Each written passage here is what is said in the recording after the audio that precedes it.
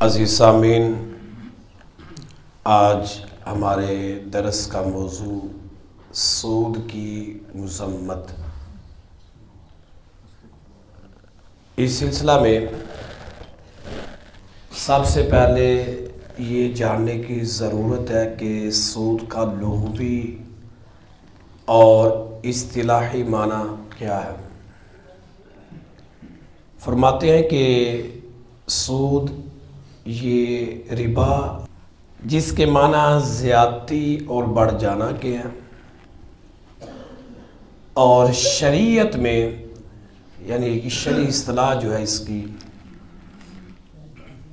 ربا اس زیادتی کو کہتے ہیں جو عوض سے خالی ہو اور نفس عقد میں مشروط ہو، جان بین میں ہم جنس اور ہم وزن مال ہو، یعنی کہ جنس بھی ایک ہو اور وزنی مال ہے تو وہ وزن بھی ایک ہو۔ جیسے کہ بندہ ایک سیر گندم دے کر 1.25 سیر گندم لیتا ہے، فرمایا یہ سود ہے۔ یہ جو اوپر سوا گیا نا، یہ سود ہے۔ ہاں، فرماتے ہیں اگر جنس یا وزن میں فرق ہو گیا، یعنی جنس تبدیل ہو گئی یا وزن تبدیل ہو گیا، تو پھر یہ سود نہ ہوگا۔ اگر برابر سرابر ہے، جنس ایک ہے تو برابر ہے تو پھر سود نہیں، وزن ایک ہے تو برابر سرابر ہے، کم زیادہ نہیں تو یہ سود نہیں ہے۔ اگر کم زیادہ ہے تو پھر سود ہو جائے گا۔ اب اس کی چھوٹی سی مثال آپ سمجھ لیں کہ جنس ایک ہو۔ یہ آج کل جیسے کہ اب عید کا سیزن آئے گا تو بازاروں میں یہ نئے نوٹ بڑے بکتے ہیں جی۔ اب کرتے کیا، وہ آپ کو 1000 کی کاپی 1300 1400 1500 میں دیں گے۔ اب آپ پیسے دے کر پیسے لے رہے ہیں، جنس ایک ہے جی۔ اب 1000 روپیہ لیں گے آپ، اس کے بدلے آپ 1500 دیں گے، یہ 500 جو اوپر ہوگا نا، یہ سود ہوگا۔ اسے شریعت نے منع کیا۔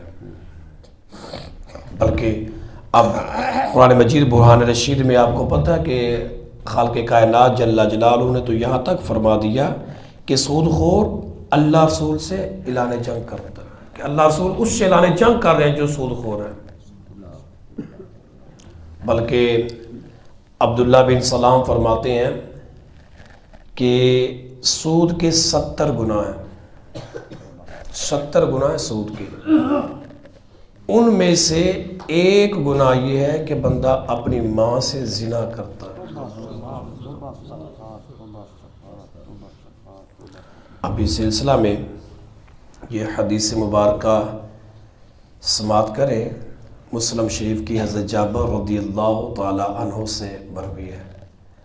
فرماتے ہیں قال لعن رسول اللہ صلی اللہ تعالی علیہ وسلم آکل الربا وموقلہ وقاتبہ وشاہدیہ وقال ہم سواء۔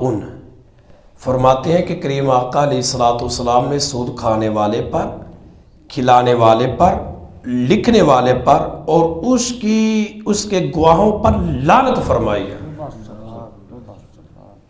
فرماتے ہیں کہ کریم آقا علیہ السلام نے فرمایا یہ سب برابر ہے۔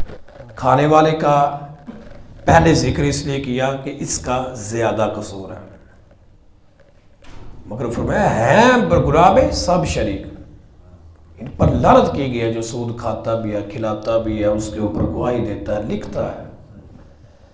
اللہ اکبر کبیرہ۔ بلکہ یہ دیکھیے گا ابن ماجہ کی یہ حدیث مبارکہ اور سنن نسائی میں بھی یہ حدیث مبارکہ آئی ہے۔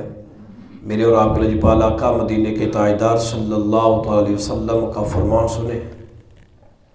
حضرت ابو ہریرہ رضی اللہ تعالیٰ عنہ اس کے راوی ہیں۔ کریم آقا علیہ السلام نے فرمایا قال لا یاتین علی الناس زمان لا یبقى احد الا آکل الربا۔ فرمایا لوگوں پر ایک ایسا زمانہ آئے گا کہ جب سود کھائے بغیر کوئی باقی نہ رہے گا۔ اللہ اکبر، ہر بندہ سود کھائے گا۔ فَإِن لَّمْ يَأْكُلْهُ أَصَابَهُ من بخاری ہی، اور ایک روایت میں من غباری ہی، فرمایا اگر وہ سود نہیں نہ کھاتا تو اس کا غبار ضرور جائے گا یا اس کا بخار ضرور جائے گا اس کے اندر۔ وہ خود سود نہیں کھاتا، اس کا کاروبار ہی سود نہیں ہے، مگر جس کے ساتھ وہ کاروبار کرتا ہے، چلے وہ بھی نہیں مگر وہ آگے جس کے ساتھ کرتا ہو سکتا ہے اس کا کاروبار سودی ہو، تو یعنی کسی طریقے سے یہ سودی معاملات آئیں گے۔ مگر علماء نے اس پر فرمایا کہ یہ جو بندہ خود نہیں کرتا مگر آگے جو کرتا ہے، اب اس کے ساتھ یہ کاروبار کرتا ہے تو اس کا گناہ اس کے ذمہ نہیں آئے گا، مگر یہ فرمان کہ ہر بندہ سود ضرور کھائے گا، چاہے دوائی کہ اس کے ناک میں کیوں نہ جائے۔ بلکہ حضرت عبداللہ بن حنظلہ، یہ غسیل الملائکہ حنظلہ رضی اللہ تعالیٰ عنہ، یہ نا غزوہ احد میں نا اس کی نا ایک دن پہلے شادی ہوئی، تو ابھی آپ نے نا غسل نہیں فرمایا تھا کہ اعلان ہو گیا جنگ کا کہ جنگ پہ چلیں، تو کریم آقا علیہ السلام کا اعلان تھا تو انہوں نے فوراً کہا میں بھی چلتا ہوں، غسل نہیں کیا، جنگ پر گئے، غزوہ احد میں وہ شہید ہو گئے۔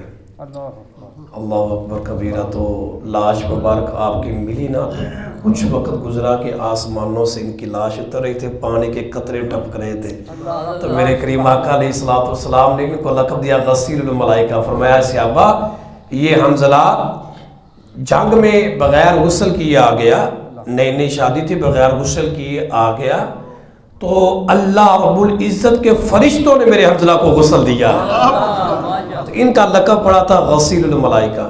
اب ان کے بیٹے عبداللہ یہ بھی صحابی رسول ہیں، وہ فرماتے ہیں کہ کریم آقا علیہ السلام نے ارشاد فرمایا کہ جو بندہ جانتے بوجھتے ہوئے کہ ایک درہم سود کھائے، اس کو پتہ یہ سود ہے، یہ جو درہم ہے نا، درہم کی کیا حدیث لگے کہ کم سے کم، یعنی کہ اس کو پتہ ہے جو میں کھانے لگا ہوں یا جو میں کرنے لگا یہ سود ہے، فرمایا جانتے بوجھتے ہوئے سود کھائے تو فرمایا 36 بار زنا سے زیادہ سخت ہے،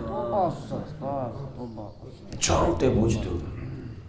اللہ اکبر۔ بلکہ ایک حدیث مبارکہ میں تو یہاں تک آیا، حضرت ابو ہریرہ رضی اللہ تعالی عنہ سے فرماتے ہیں کہ کریم آقا علیہ السلام نے فرمایا 70 حصے ہیں سود کے، سود کے 70 حصے ہیں، اور کم ترین حصہ جو ہے نا وہ اپنی ماں سے زنا کرنا۔ اللہ محبوب کا صدقہ ہمیں سود جیسی لعنت سے محفوظ فرمائے۔ اب دیکھ لیں یہی تو حال ہے کہ ہم خسارے میں، سودی کاروبار ہے، سودی لین دین ہے، ہمارے اوپر جو بیٹھے ہوئے وہ سود کے بغیر چلتے نہیں ہیں، جس کی وجہ سے آج ہمارا ملک جو ہے اس دشواری کا شکار ہے۔ اللہ محبوب کا صدقہ ہمیں سود جیسی لعنت سے محفوظ فرمائے، اللہ ملک پاکستان میں اسلام کا نظام نافذ فرمائے۔ وآخر دعوانا ان الحمدللہ رب العالمین۔